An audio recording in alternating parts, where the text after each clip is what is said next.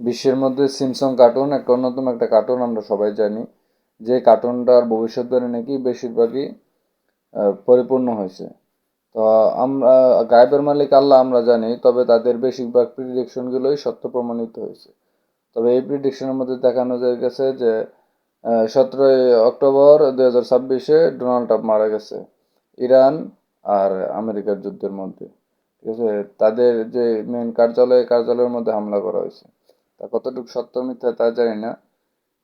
তো আল্লাহর কাছে দোয়া করি যে এই কথাটা যাতে সত্যি হোক, যে ডোনাল্ড ট্রাম্প ব্রেন স্ট্রোক করে মারা গেছে।